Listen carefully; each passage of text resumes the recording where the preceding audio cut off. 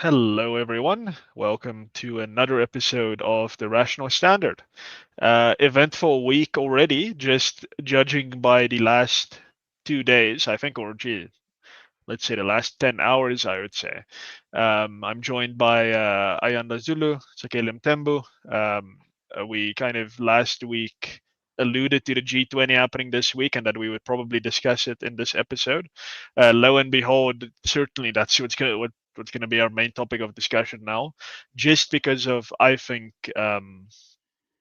number one, the circus that has developed around it in the last 10 hours, as I mentioned. That's kind of a notable thing. The spat between kind of the South African office of the president and the American White House. I think there's something to be said about how the Johannesburg municipality has suddenly, maybe coincidentally, decided to clean up Johannesburg. I don't know. I don't know if something's happening in town that might have encouraged them to do that after years of residents begging them to kind of get some work done.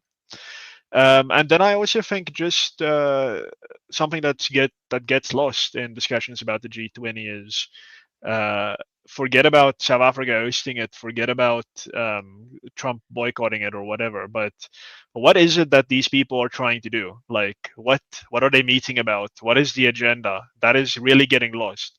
And everyone who is talking about that agenda, which is the South African press, of course, they're very keen on it. Solidarity, inequality, sustainability, all these things that sound very nice, but when you turn them into policy, it starts getting expensive for consumers, for ordinary people, and then we lose freedom at the end of the day. So we'll get a little bit into that as well. So yeah, just kind of summing up what happened recently. There was a social summit of the G20, I think yesterday, part of the G20, where President Cyril Ramaphosa of South Africa said beautiful things are happening in South Africa. Kind of to do a play on what President Donald Trump of the US often says, saying bad things are happening in South Africa. And then the South African president said South Africa won't be bullied. This has now been a line that's been repeated in our press kind of uncritically as if we are being bullied. I don't know how you bully a country by saying you're not going to attend a meeting. But this is all in the context of something called the G20 Leaders Declaration. So apparently, and I'm no expert on this, apparently at the end of each G20 conference, there is an opportunity for all the kind of countries represented to kind of the Sherpas, their representatives, kind of hash out the details. But if there's consensus amongst the G20 countries, they issue a G20 Leaders Declaration, kind of a non-binding, kind of informal statement of priorities, I guess, for the next year and so on.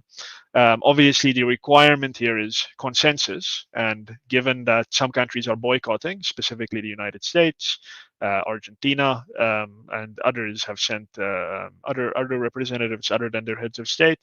The U.S. is saying, well, we haven't achieved consensus. We're a member of the G20, so we can't do a declaration, a leaders declaration. But that doesn't leave the kind of attending nations without a remedy. They have a chair's summary that they can issue, which is kind of that's the same effect.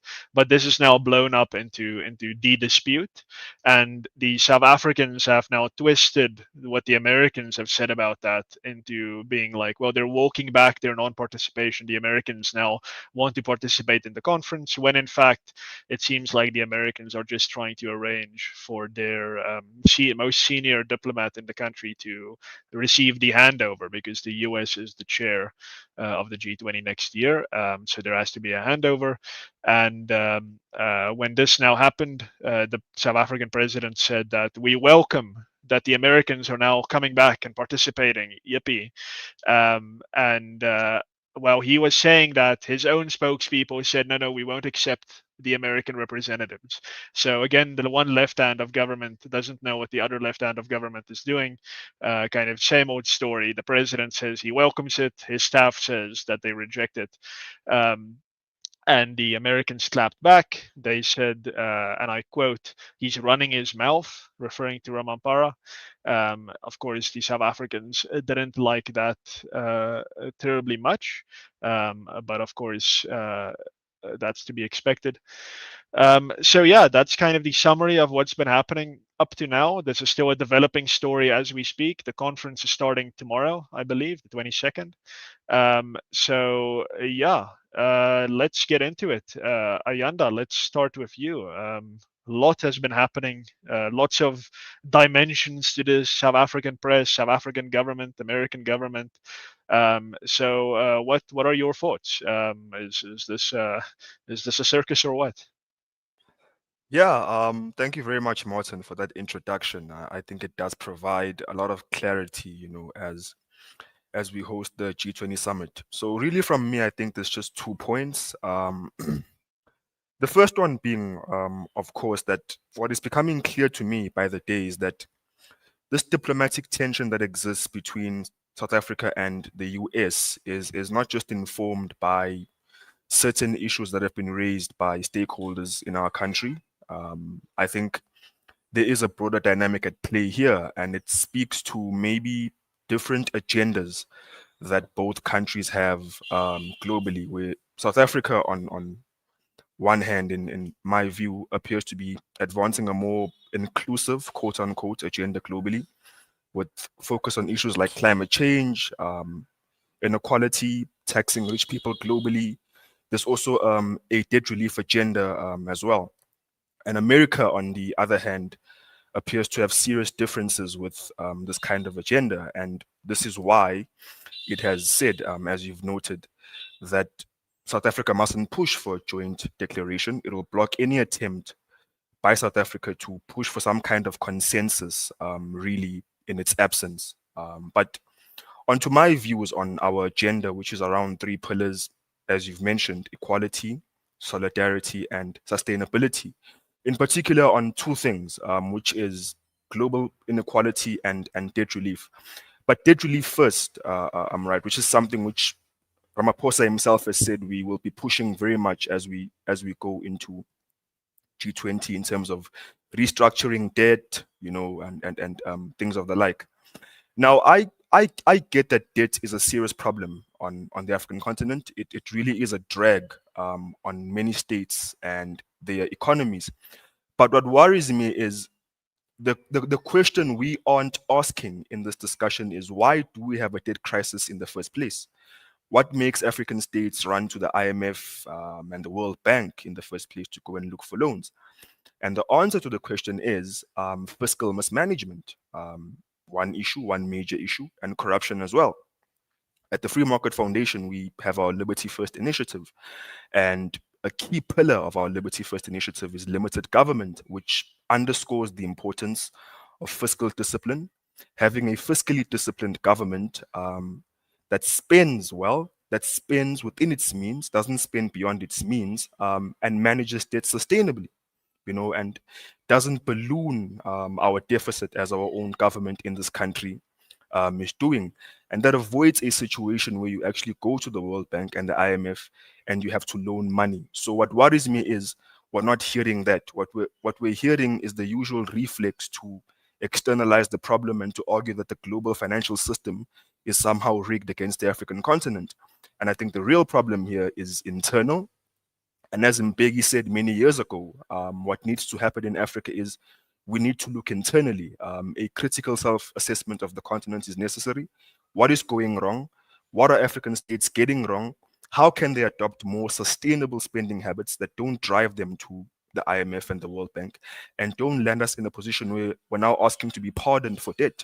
Why are you asking to be pardoned if you can't manage your own states properly internally? So that's debt relief. But moving on to the other issue, which is this obsession we have with global inequality, the gap between billionaires globally and the poor is too massive, and we now have to tax billionaires and impose all these taxes on them. Again, I don't think that inequality should be the main focus. The main focus here again should be on poverty. How do we address poverty? We should focus less on the fact that we have inequality and more on the fact that we have so many people globally who are living beyond the poverty line. Stop obsessing over the fact that, for example, one guy earns 20,000 rands and one guy earns 5,000 rands. Obsess over the fact that both people are earning something, they're both living above the poverty line. There's a need for us to frame empowerment in absolute terms, not relative terms. And closely tied to this obsession with inequality again is this idea that prosperity is something that only a few people can enjoy, and we can't all share in prosperity. One person's gain equals to another person's loss. And again, this is not true.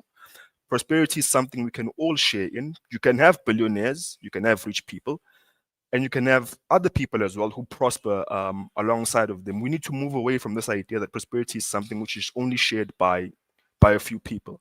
So I think those really are some of my thoughts around our core agenda at the G20. I think it is an agenda really in the broader scheme of things that doesn't begin to address what I believe are the real issues in our own country, but Africa broadly. We will only begin to make progress on the continent once we realize that many of our issues are internal, they are caused by internal factors, and we need to address them internally and avoid a situation where we externalize them. I think those are just my initial thoughts before we get to other things like cleaning Santon up and all those things.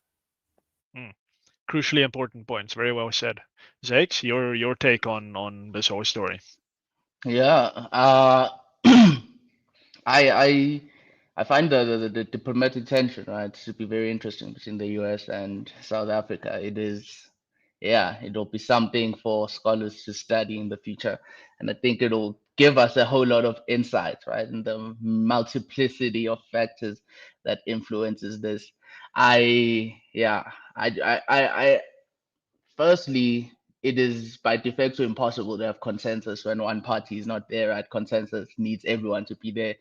I find our media, especially, I have to start there, to be very weird, right? Like they are weird.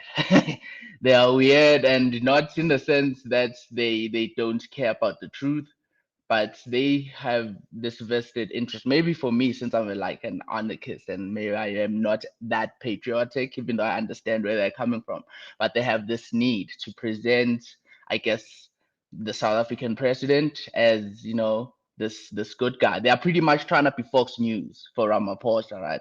Like how Fox News would never say anything horrible about Trump, and they are like, okay, cool, we will be that for him. And I'm like, I don't know whether that's good for us internally in the long term and creating a culture like that, because yeah, there are problems, as Makeba has spoken about. We have problems in South Africa, and as much as the US may be a problem in some regard, but it is not our biggest problem. And I doubt we are even their biggest problem too, right? I think, as I said in the past, we are diplomatic too, that they are punishing because of other things that we did in the international sphere. Because I saw recently who the former Minister of International Relations, her visa got revoked, her US visa got revoked. So I'm like, yeah, definitely they will never forget that. So shout out to her though. Shout out to her for standing up for her own principles. And now I guess she's suffering the consequences. I doubt it's anything she didn't expect. But the G20, I think Makeba summed it up perfectly, right? We in Africa, we are in an unfortunate position whereby we live in a time of state-led development. Like Africa got its independence largely in the 20th century after global institutions that were pretty much meant for government intervention had been firmly established. The world had been trying to move away from the gold standard. All these international organizations starting with the UN, right? The League of Nations, all of them had been established, and like the blueprint for international coordination really had been established. And it isn't international coordination because I am, one would say I'm an internationalist myself. I'm a huge fan of, people cooperating voluntarily across borders. I think that is something beautiful. But the thing about that is insidious about institutions like the G20 and other global institutions is that it is a top-down planned coordination, right, at a global level, whereby they are saying that okay, as the leaders of the world, we'll meet and we'll decide fate for all these plebs that we rule. And, whatever it is that we sign on to here has, lasting impact. And in South Africa, we know this from like the various treaties we've signed that tie us to climate conditions that make it impossible for us to have a viable energy sector that would able to compete with places like China, right? I was reading a story recently that one of our, like, I think the last two operational smelters in South Africa are about to shut down because of high energy prices, and they cannot compete with Chinese energy prices because the Chinese manufacture energy so cheaply. I'm like, man, I bet the Chinese don't follow a whole lot of environmental regulations like we have to, and their industries prospering. Now, of course, there are negative effects of that, right? These smog-filled cities in China and things like that, you could say those are negative externalities. But when you look at South Africa, we have we are being hamstrung by a lot by our involvement in these international orders, primarily because it comes from a place whereby we aren't looking to do something ourselves that will improve our position in the international order, but rather we are looking for our entry into the international order to be what spurs an improvement in us, if that makes sense, right? We are looking for help from these organizations like the IMF, like the G20, like all these organizations to give us debt. As Makeba said, our president is a huge fan of debt relief, and one would think that's, but like the best way to to relieve debt in the long term is to just not borrow as much, right? Like spend within your means, don't borrow as much. That is the best debt relief program you could ever have in the long term. But that is not a possibility. Instead, they're looking for pittance. They are begging these international bodies, right, to give them a leg up. And then they will turn around on the other hand when these international bodies want to dictate terms to them, just like as the US does, they'll be like, no, you can't do that.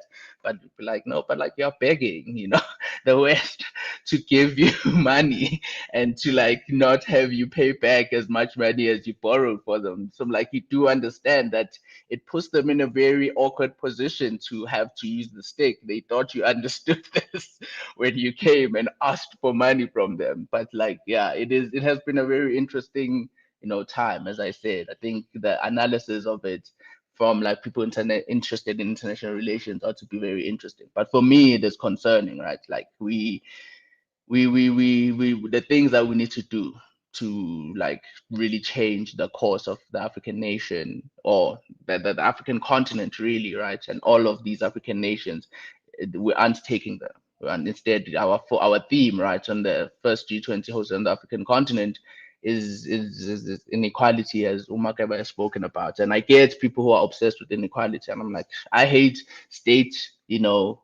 state-sponsored inequality, right? Central bank inflation and how all of these bankers are suddenly richer than everyone because they have access to cheap money. Like I'm like, let's fight that. Let's fix the central banking system. Let's not have them inflate the monetary supply. Let's not have the state sponsor certain people and just make them millionaires by virtue of knowing someone in the state, right? Like let's fix that. That is something that we definitely should fix. But inequality in a broad sense, right? Someone studying a business and becoming filthy rich by building something that a lot of people need.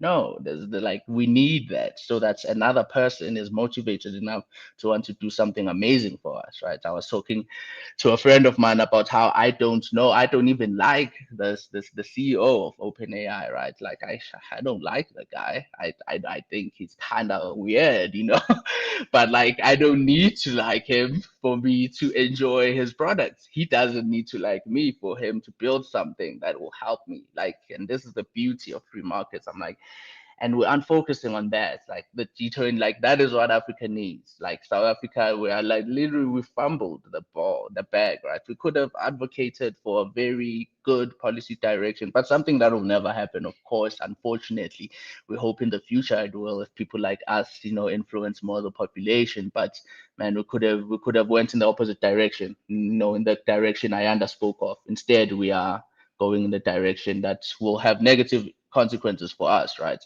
Africa needs a lot of rich people. It needs people to be motivated to be rich, to build things that will help other African people. And when you have their states saying that no, when you reach that level in general, you should not be able to, accumulate that amount of wealth which you accumulated through voluntary means in the markets. And I'm like, yeah, then it is gonna have, long-term consciousness effects, because what motivates the African child, at least in Africa, to innovate? They will just move to a foreign jurisdiction and enrich, the society there, and this is pretty unfortunate. But I can go on forever about the problems about these. But yeah, that is what I think. No, very well said. So yeah, I mean, something you both mentioned now was kind of about uh, we're looking outwards rather than inwards for what's kind of going wrong in Africa. But the solutions to all of our problems are already here. I mean, that's what the FMF's Liberty First project is all about. It's like identifying what the government can do right now without getting more debt, without kind of raising taxes, without going kind of with a bold hand to the West or to international organizations to ask for a handout. These are all things that can be done that will immediately start kind of solving our most pressing social issues. But why don't they do that? And I think this kind of gets to why we keep seeing this discussion about inequality over poverty being kind of privileged in global discourse and in national discourse as well. And I just want to show my screen here to kind of drive the point home. So this shows the world population living in extreme poverty between 1820 and 2015. That has almost collapsed. Now, this is not an insignificant amount. This is still something like 10% or something of the global population in 2015, still kind of struggling. And that's a lot of people. And a large percentage of them are in Africa. But effectively, the issue of extreme poverty is clearly kind of it's going down. It's gonna go away. But this whole thing, you will never hear about this at G20 meetings. You'll never hear about this at meetings of the United Nations General Assembly, or it's kind of it's what's the kind of the economic and social development wing of the UN. They'll never talk about this. They'll never celebrate it. They'll never recognize it. It will just be inequality. Global inequality is the worst it's ever been, they will say. So why is that? And I think, at least kind of to us who are kind of, we work in the space of limited government and kind of limited state power. So why is that? Solving poverty involves the state stepping back. This chart that I just showed, that coincided directly with the state stepping back from various kind of areas of paternalism. Especially kind of what happened in China and the People's Republic of China. That was a big part of this picture changing, where the state said, okay, communism didn't work. Who would have thought? Let's kind of stop doing that to this degree. And lo and behold, a hell of a lot of people came out of poverty. Same thing in Africa. A lot of the post kind of Soviet economic growth in Africa, which to some degree is still continuing, was precisely because that whole kind of edifice of international communism collapsed, and African countries could start caring about kind of encouraging growth and allowing entrepreneurs to flourish. So solving poverty is simple. It's been done many places around the world. There is no secret formula. There is no kind of, you don't have to appoint a task team to figure out how are we going to solve poverty. Like, we know how you solve poverty, and it basically always works. Like, it always works. Inequality, on the other hand, its solutions, the solutions to inequality, always involve giving the state more power. It's always about redistribution. It's always about greater powers of taxation.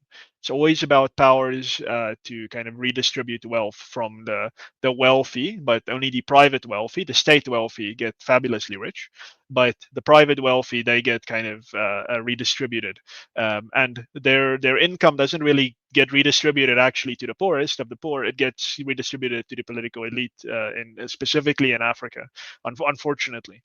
So Why do political leaders and their academic sycophants care so much about inequality? Well, because it's a natural path to more state intervention. It is people who want, or firstly, who perceive the state to be our collective parent, who must take us into its warm embrace and kind of help us. They want that parent to step back um, uh, uh, into that role of kind of being an open caregiver for society. So that is why inequality is emphasized, even though we are basically on the cusp of solving destitution or anywhere around the world. We can actually solve destitution right now, everywhere. But we choose not to do it because doing that must involve a weaker state. Um, and then just the other thing that Zakes that you mentioned that I think that's probably right. Uh, as much as our press media in South Africa are, they always want to get a stab in at Fox News, and they're like, ah, the American Fox News, they kind of they're propagandists for Donald Trump. It's like, well, it takes one to know one, guys, because that is exactly what is happening right now with Ramaphosa, and it's been happening. It's been happening for a while, really. I would say that the South African press has been pushing Ramaphosa specifically since the Zuma days, but it kind of reached a I would say a peak during the lockdowns when he was called majestic and when he was said it was like decisive leadership because he kind of closed the economy down. It's like, no, the ANC has been very decisive about that for many decades. So this is nothing new. But suddenly he's this great, and they positioned him again as a father of the nation. We're going to have the family meetings, waiting patiently. Sometimes he's an hour late, waiting patiently for our daddy to come in and tell us what the new rules are. And the press was very keen on that. He didn't answer one question from the press once, ever during COVID. And the press never said, hey guys, this is why are we here? Why can just send us an email? Why are we here in this room listening to you when you don't take questions? The press didn't care about that. They didn't care. They reported it, called him majestic, called him decisive, blah blah blah blah blah. So this is nothing new. But again, it's there's a doubling down now. The press media thinks that the United States is attacking South Africa. That is not what is happening. I have not read anything from the Americans insulting South Africans. I have seen a lot of antipathy towards the South African government, the political elite. I have seen a lot of that. But somehow we must now, the press thinks, we must now close ranks around our political elite. Why are they taking ownership of these cretins who have really harmed this country, that have really kind of stolen the fiscus blind? Why are they closing ranks around these people? So yeah, it's. I think the idea of Yeah, an objective press is false. I think that's it's something that creates false comforts for a lot of people. So I don't think we can say what they mean. They need to be objective, but they need to, at the very least, be more open about the role that they are now playing. They are not playing the role of the fourth estate. That is very clear. They are not playing the role of the fourth estate against the South African government. Yes, they expose corruption, and again, no one has taken that away from our mainstream media. No one has said, "Oh, you're not really exposing corruption." Of course, you're exposing corruption, but that is like the same thing that in a government department an inspector general has to do. He's supporting the government department that he works for by exposing corruption inside that institution. He is cleaning up the institution to ensure the institution can prosecute its agenda more fully. So, what is the press doing? They are trying to help the government by exposing corruption in government. They are trying to get the bad apples out of government so that the state can do the things that it wants to do more heavily. That is not supposed to be the press's role. The press cannot just assume, as our press does, that the government's agenda is the right one. Like the press didn't do this during apartheid. They didn't assume, oh, the Group Areas Act is actually great, and we really want the government to implement this more fully. So we really need to kind of get some of these radical nationalists out so that they can have a more humane implementation of the Group Areas Act. That didn't happen. That didn't happen from the English press, which is now our dominant press. The English press rightly said, yes, there's nationalist radicals, but that doesn't matter. The agenda is a problem. The policy of the government is a problem. Or if they didn't say it's a problem, they said, "Let's, there's at least another side to this policy that we need to kind of take cognizance of." That is not happening right now. That is not happening with specifically the agenda of Cyril Ramaphosa and his administration. So that's a big problem. And I think, Zakes, you're right. This is very close to a Fox News type situation that's developing around the persona of Cyril Ramaphosa specifically. And then just the last point, Zakes, again, what you said, this is something that I think listeners have to take into account. Because a lot of people say that what's the reason that Africa doesn't have a kind of strong and healthy liberal or conservative movement pushing for decentralization and free markets like you see in America and to some small degree like you see in Europe? Well, it's because Africa got its independence right into the era of developmental statism. Like the United States got its independence at a time when there was an intellectual renaissance around liberalism, around decentralization, around government that has to be limited and step back. And that was the right era to be born as a country. Many other countries, kind of the French-ish, kind of just thereafter, kind of got their independence as well. But Africa was born into the era of rent-seeking, democratic, social engineering, developmental statism. That was all the rage. So to some degree, we need to kind of we need to take cognizance of that and not just say, oh, Africans are just pathetic, that kind of we just everyone's a statist, everyone's a socialist. It's like, well, I mean, we have to acknowledge how this happened. All of Africa's first independence leaders, the kind of the fathers of the continent, they were born into this. Their whole careers were born into this. They were immediately immersed in socialism, in communism, and at the other end of the spectrum, horrifyingly, kind of you had communism on this end, and you had the developmental state on the other hand, on the other end, that's a horrifying kind of choice. You didn't have the free market on the other hand. If you look at the allies of the West in Africa, like these were dictators who still had their big kind of welfare states, or well, their pretenses to welfare states. But these weren't liberals. These weren't free marketeers by any stretch of the imagination. So we do have to take that into account, and we're still in that era. Hopefully, we're approaching the end of that era. I think Donald Trump has shaken the foundations of that institutional kind of establishment a bit. I'm not sure that just one guy is going to succeed in bringing it all tumbling down. So I hope that this encourages more more introspection around the world, certainly in Europe, because Europe is the big foundation of this institutional kind of consensus. So one hopes that it's recalibrated. Like Zakes, I call myself a globalist. I know that that's going to annoy a lot of people.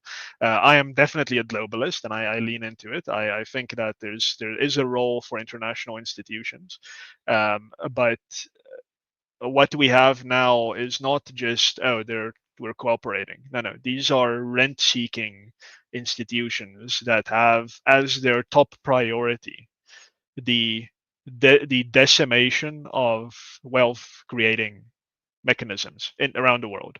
They want to tax, they want to redistribute. This is just wrong, and this is something that states have done for many years. So we do need global institutions to do good work. We do need institutions for peace and security, to keep peace and security, to maintain peace and security, and voluntary cooperation mechanisms, like Zake said as well, very important. But what we have right now is not that. It's not that, and I would almost say that I would prefer it all come tumbling down than to hope against hope that these things will reform themselves, even though that would be my ideal. So yeah, let's do another round of these. I think there is a lot to be said. Let me just mention that the conference of the parties, the 11th conference of the parties to the Framework Convention on Tobacco Control is happening right now in Geneva. So Aaron Motsoaledi, I'm sure, is there with the South African delegation, and they're kind of bragging about our tobacco bill, which we've discussed before, talking about how they're going to take away the rights of consumers. But this is just another example of the same the same phenomenon. The World Health Organization is actively always looking for ways to undermine people's choices about what they consume, what they ingest freely, kind of as informed, rational adults. So this is happening all around us right now as we speak. Ayanda, anything else from you? Yeah, thank you very much, Martin. Again, I still wanted to say some things on G20, of course, but just with COP11 and in passing, what I find really ironic is that now from the 24th to the 26th of November, we're going to have MOP4, or the meeting of parties, where the one thing on the agenda is tackling the illicit trade. And I was there like, but you guys are currently discussing how to criminalize smokers, how to regulate people's habits, and then you're going to discuss how to fight the illicit trade. And I'm like, you can't draw a link between those two things. How funny, But yeah, I mean, at the Free Market Foundation, we have our Tobacco Bill project, where we have time and time again been saying that a key driver of the illicit trade is regulation. It is this encroachment by the state, onto people's personal choices and the decisions they make as consumers. But I think I will get back to that. The points that I make relate back to G20, and the first one goes back to the work of a lady called Margaret Wade. I think she's a libertarian as well, and she does a lot of work. She's an author. She travels across the world. And one of the points that she always makes, which you've made, Martin, is that post independence in Africa, you saw this sort of shift towards socialism, what you can call statism. And you mentioned the founding fathers, or the post independence leaders. So whether it was Julius Nyerere in Tanzania, Kwame Nkrumah in Ghana, whether it was Kenneth Kaunda here in Zambia, and there are many others, Mugabe in Zimbabwe. This is sort of the trajectory that you see post independence. The kind of approach economically that we took on the African continent. And if you look at the outcomes in all these countries, whether Tanzania, Zambia, and other states, you can see that the result was mass destitution. It was destruction of economies, the destruction of people's lives, and there was really no major improvement. There was an attempt in Tanzania to try and cover up these things, but African socialism in Tanzania was a complete failure. Ujamaa was a complete failure, and really at the heart of the problem here is this sort of conflation of capitalism that you have with colonialism, where they're like, we can't really adopt this system. This is an exploitative system that was used to oppress Africa. So when we transition, when we take over our countries, we must sort of adopt a socialist approach, because to embrace capitalism is to somehow chain ourselves in oppression. It's an imperialistic kind of approach to policy, and that really explains why we've made all these poor decisions on the continent. And the good thing about Margaret Wade's work is it promotes free markets, it promotes businesses. It says it doesn't matter how many educated people you have on the African continent with degrees. If you're not going to allow business, which is the driver of growth, the driver of job creation, to thrive, you're not going to be able to solve unemployment and poverty. And one of your other bigger issues is crony capitalism on the African continent, which must never be conflated with genuine capitalism. It's something we have here in South Africa as well, where you end up having an economy of insiders, and many people are left outside in public procurement processes. There's gatekeeping. If you aren't compliant with BEE, you can't do business with the state. Now you even have businesses themselves sort of enforcing it on smaller people as well. And you end up having a situation where small and medium businesses, which should be driving growth and job creation, are pushed outside. They are harmed by regulations. And at the end of the day, everyone is frustrated. And the real problem here is not capitalism itself, but crony capitalism. So there is a need for us, really. I want to emphasize this broadly on the African continent. There is a need for us to assess ourselves critically, to look internally at what has went wrong, and to make an assessment of other parts of the world and what has allowed them to prosper. What has allowed the Chinese to prosper? What has allowed the Singaporeans and even the South Koreans to prosper? What kind of reforms did they embrace in their countries. The second point in relation to this G20 thing is something which Zake said, and who he was referring to was Naledi Pando, I think, is who he was referring to.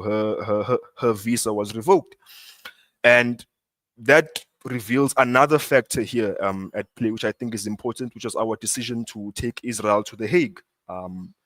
I tend to agree with Mashele. I'm not a fan of taking away people's agency, but I tend to agree with Mashele when he says, in part, it did have something to do with the dubious relationship between the ANC and Iran.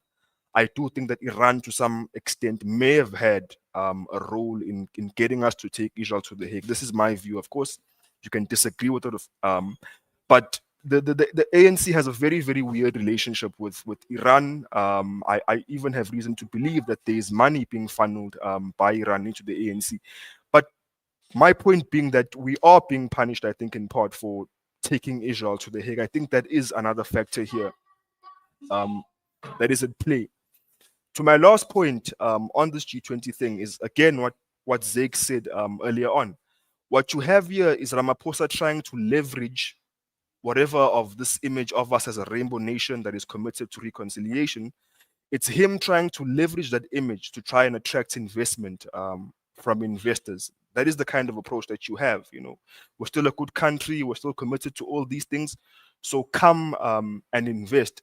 But what they're missing is they don't know what is actually happening internally. So Ramaphosa and them are trying to leverage what Dr. Mayberg would call Channel One to try and draw investment into the country. But what the investment community is not quite fully aware of is what is happening internally and what kinds of policies we have adopted, what kinds of approaches we have in terms of public policy, how we attempt to address things like poverty, and all these issues. They aren't aware of sort of the poor policies or the bad policies that we have in place. And in the long term, this is not a sustainable approach.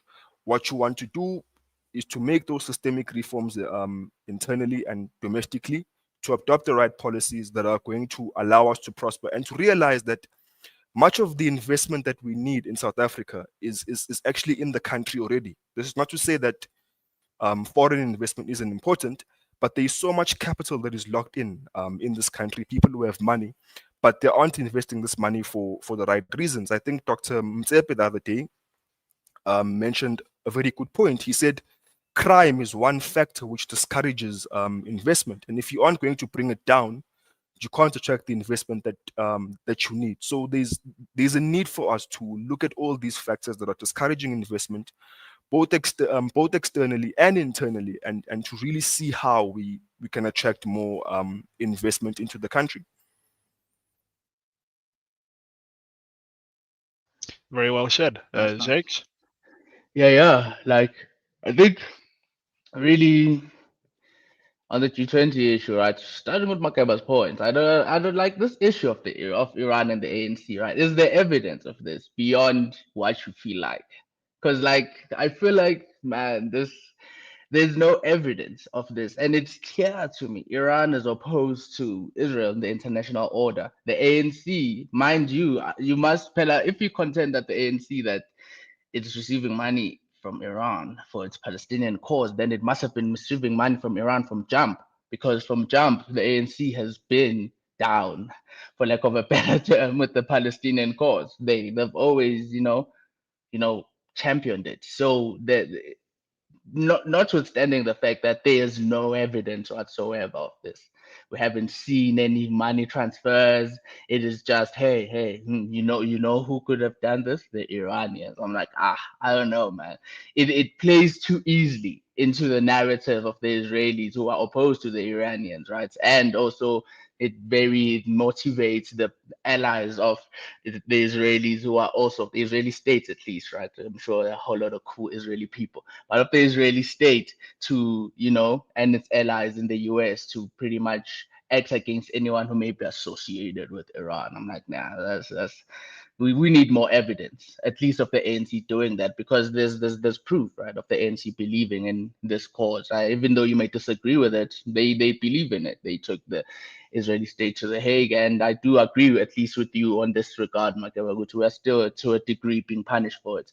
And then another aspect, I don't think, the point that the international community doesn't know what is happening in South Africa. I don't think that is true. No, the South African state would have to be competent to hide its policies. Everything is public knowledge. That's part of the reason why we aren't receiving a whole lot of investment, right? Because our policies suck and people know about them. So there's really nothing that the ANC can do, or can say rather, that can make us not have a restrictive labor market, or not make it difficult for businesses to operate in South Africa due to various reasons, right? Chief among them, I live in the city of Johannesburg, right? If you have a business here, you will not have water, you will not have electricity during the course of a week in any normal business week. And those things cannot be hidden.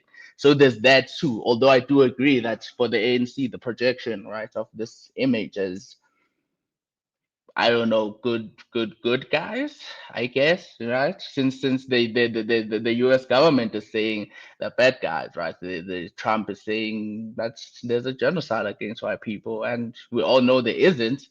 But the ANC maybe is concerned about the perception of that, since no one in Trump's circle seems to be willing to tell him that, hey, this is not happening. So I do get the ANC wanting to do that. I don't know though whether they will succeed at a policy level, because as you said yourself, Michael, but they will have to institute structural change for anything to change, right? For the growth that they want to see, with the hope nice presentation to the international community that will attract investment, it won't. So they will actually have to look internally and do the things that are necessary. But yeah, and then concerning the G20 in itself, it should be nice, right? On a much more lighter note, I'll be driving around my city and it'll be looking much more better for the weekend. So there's that. There's that. I am a Johannesburger for life. So seeing my city clean is something I don't get to experience. I plan on being everywhere this weekend, and I will get to see that. That's the only good thing. That's the only good thing I'll take away from that. And even that makes it sad, because it means that they could have done this a long time ago. But yeah, that really, those are my thoughts. And also keeping in touch. I am interested in this Japanese lady prime minister. So I'm interested to see what relationships can be built. Particularly, I think if the South African government, yeah, as a last point, right, the South African government is serious about, looking for other markets, since the US is currently, taxing its citizens for buying South African products 30% more, then I think this would be a great time, right, to build new relationships. But the first deal that I saw did not fill me with confidence. It was between the EU and South Africa, I think, for rare earth minerals. And yeah, I don't know, because our mining industry will have to be viable for us to be able to mine rare earth minerals at a pace, at a clip that it would be much more better than other jurisdictions. So should be interesting. But I was hoping that maybe we would, talk to our European overlords and tell them, maybe let's cut back on the closing down coal stations, and let us build more coal power stations and maybe some nuclear here and there, and let's get our economy pumping. But yeah, that is the of interest to me, seeing the focus of our state during the course of this. But I think we'll instead get another Oxfam report endorsed by the South African government. Mm. Yeah, like we already have that Joseph Stiglitz report that was commissioned on the scourge of inequality. I mean, my goodness. Of course, we'll always go to people like Joseph Stiglitz to write us economic reports, but never to Walter Block or one of the great Austrian economists who are ready and waiting to help us identify the issues in South Africa and around the world. But yeah, I mean, this is kind of the other point that you brought up again, Zakes, and that is that. Our government performs when it, well, let's say the kind of various governments, including the municipal governments, perform when they feel there is some symbolic value kind of to their performance. Like fixing a pothole in a township, it's unseen. Like it's not something that catches headlines. But Dada Morero posting on social media about how beautiful Sandton looks now because a bunch of foreign dignitaries are are coming to South Africa. That has symbolic value because you're gonna have European leaders taking selfies, saying how beautiful the area is, and that's gonna make our political elite feel very good about themselves. But kind of the probably the more insulting thing that comes on the back of that is that it brings the country nothing. We were chatting before the podcast started that the G20 is not. I mean, it's unlike other international organizations. It's not like this thing has an enforcement mechanism. It is a talk shop. It is like Davos. It's like the World Economic Forum. It has a lot of persuasive value, I would say, for certain kinds of societies. But ultimately, what they decide at these meetings doesn't have immediate binding effect on public policy. A lot of countries are going to go away and do the things that they talked about, of course, but the meeting per se itself does not have that effect. And yet, I'm sure the national government subsidized the Johannesburg municipality on this, but we've now poured in a lot of this money when in fact uh, this should have been a matter of routine. Like you should fix the cities, especially the hub of your economy. You should fix it kind of as a matter of course. Um, so there's a lot of investment in this symbolic act. Same thing happened with the national dialogue. Still happening with the so-called national dialogue. Lots of money, hundreds of millions of rands being invested in this kind of months-long conference that civil society and the government apparently are going to have, and actually it's not binding. It's not binding. You can go to the national dialogue. You can pay economists and sociologists and all these people to write thick reports, and you can go and table it to the government, and the government is going to take it, going to throw it in the trash. And that's what the national dialogue is going to kind of amount to, even though it's going to cost, I think one of the lower estimates was that it would be something like 150 million. Of course, we know about the higher estimates approaching 700 million, I think was the last kind of estimate. This is the kind of thing that the government wants to invest money in. But then when there's something necessary, they say we don't have money. You didn't let us raise VAT during the last budget cycle, so kind of read it and weep, guys. Sorry, we wanted to have money, but we don't. So again, another manifestation of the what I think is the contempt with which the South African government, the political elite, views South Africans. We are its pawns to kind of use, well, it rubs shoulders with these international figures and kind of shows everyone how progressive they are, how inclusive they are. We are just pawns in that kind of calculation. And the moment they leave, we will be back to basics. We will be back to them having contempt for us, and that is kind of that speaks a little bit to what you were both discussing, and like this idea that there's these two channels. Dr. James Myberg's thesis that the government speaks on one channel for locals and on another channel for the international community.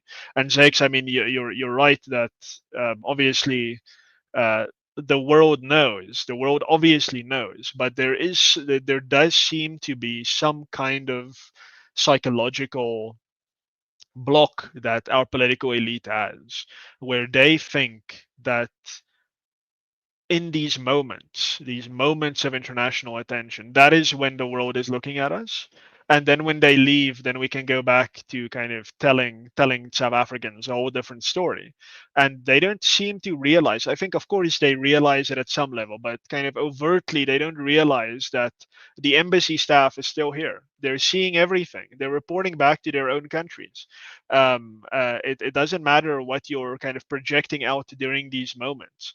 And I think that has to do with the political culture that lives within our kind of the tripartite alliance, the liberation movement. There's just a weird, let's say, almost 1970s, 80s, 60s, 70s, 80s, still Cold War mentality, whereby the internet doesn't really exist. It all matters, like what we say to each other at these global fora, what we say in the international press, which is obviously not reflective of reality, but this is what the South African government is doing. This is how someone like Ramaphosa can go on international television and say there are no farm murders in South Africa. Now, everyone has a different view about farm murders. You don't have, not everyone thinks it's a special crime and so on. But the statement that he made verbatim, that there are no farm murders in South Africa, is false. Like, that is simply false. And if he said the same thing about gender-based violence, about political assassinations, about cash and transit heists, like Ernst van Zyl recently pointed out, if he said there are no gender-based attacks in South Africa, there is no violence against LGBT people in South Africa, there is no kind of political assassinations in KwaZulu Natal, it would be kind of a nightmare for him. The South African press would kind of roast him alive for saying that. But he could say there are no farm murders in South Africa, and it just shows that he must have known that South Africans know he's just lying. Like, he's just lying. But he was talking to the American press. So it didn't really matter to him in the moment.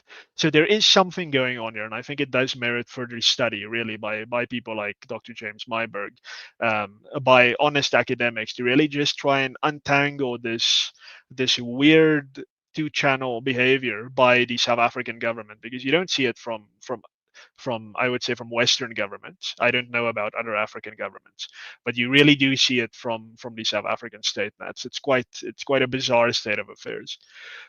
Guys, we have about 5 minutes left. I think we've exhausted this topic quite a lot, but I'm going to give each of you another chance to kind of give your closing thoughts, and then that should take us up and over the hour, and then I will close it off. So, Ayanda, what are your closing thoughts? Of course, I knew Zix would say something about Iran, so I'm not surprised by that comment. But I do want to respond to it in my last 5 minutes. I definitely want to respond to it. And the only thing I'm going to say to him, because he's a guy who consumes knowledge voraciously, he reads, he researches. Go and research it, man. Go and look at who funnels money into the ANC. Go in that direction.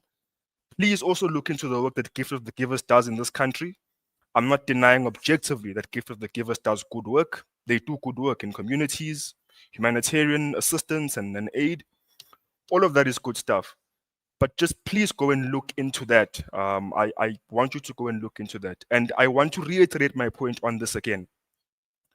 I am not saying that the ANC's decision to take Israel, because we must draw a clear distinction here between the ANC's interest and what you can call the national interest. Even what you can call the national interest itself is a contentious thing.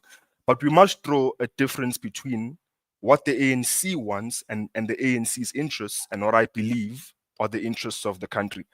But my point there was that the ANC could have had its own reasons for taking Israel to The Hague. As you've correctly said, the Palestinian cause is something that they're very passionate about, and they've been passionate about it for the longest time. Even when Mandela was around and he was interviewed by the press internationally, he spoke very passionately about this issue. So I'm not denying that. I'm simply saying that might not be the only factor that informed their decision to go there. I think that was my point. To my last point again, which links to what I said earlier on, the G20 theme and sort of the issues we are prioritizing. I think, as I said earlier on, a critical self-assessment of the continent is necessary. I am very disappointed in terms of the agenda that we are advancing globally, our core agenda, equality, and things of the like. I would have been more open to an agenda that says, let us try and look internally into Africa and where we are getting it wrong, and how we can improve things internally for ourselves as Africa, so we can actually win the next century. Because what bothers me is the image that the world has of Africa, or the perception that the world till this day has of Africa. It is a very negative one, and it stems in part from our developmental challenges that we have in Africa. And one way of improving our image and improving that perception is to really address our issues. So the image that the world has of us is not these children who have bloated stomachs who appear on television, but really when you start to see real progress on the continent, you start to see skyscrapers going up, people are getting jobs, businesses are booming all over the place. This continent has enormous potential. We have the youngest youth population in the world, which isn't, in my view, being leveraged enough. We should be leveraging all that manpower and woman power, not to be sexist. We should be leveraging all of that human potential really to develop as a continent. And I think we're not. Here in South Africa, Zakes earlier on mentioned in pausing agriculture. That is something we have a comparative advantage in as South Africa. We should be leaning more into that, but there's discussions about taking people's farms and land, which is also very unproductive. When we should be saying, how do we grow the sector? How do we produce more farmers, and really how do we create jobs in that sector? So really, I think the main point I want to drive home today is we could have pushed for a more progressive quote unquote agenda in my view. What we're pushing for now is not a progressive agenda. It doesn't help Africa, and it continues to reinforce this idea that our problems are largely external and not internal. Well said. Sakes. Yeah. I mean, sure, Maka, but I would look into it as a man who voraciously reads. I would look into but like the thing with me is that I always ask for evidence. He who alleges must prove. Yabona. So like this is the standard. If you say that someone did something, if you say that there's a relationship, then you provide the proof. You provide the evidence and say this is why I am saying this. But it's okay. I can look into it. It is something that I always look into. I also look into the gift of the giver. So as you said, they do amazing work. Alhamdulillah, they do amazing work. And as such, if I guess the implication was that they are also associated with the Iranian government, I'll be like, man, that should be something that's interesting to see. I don't know why the association with the Iranian government would.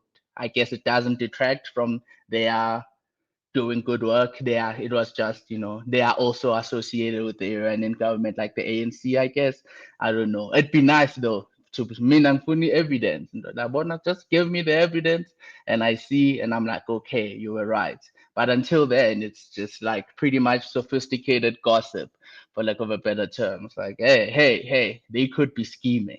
But yeah, and then to the broader point, as I said, G20, I'm just happy that my city is clean. Like, to Martin's point, it sucks that it is not always clean all the time, but I will take the victories whenever they come, hurtful as they may be, right? They are pretty hurtful. I think we must always keep in context, as Martin said, that these guys hold us in content, right? They can do all these things. They choose not to. Now we know they choose not to. Like now it is clear, right? Because they had a choice to present the real Johannesburg that we all have been living in for the better part of the year up until now, or they could have, cleaned it up, and they cleaned it up, meaning they could have cleaned it up when the year began, and it always stayed clean. And that is something we should never lose sight of. That they act like they don't really like us, right? These Dada Morero guys and everyone who has been running Johannesburg up until this point, they don't care. But I will still enjoy the clean streets, go to Sandton and also take selfies. Like, hey, I was once there, when it was once clean. That's what I will be saying.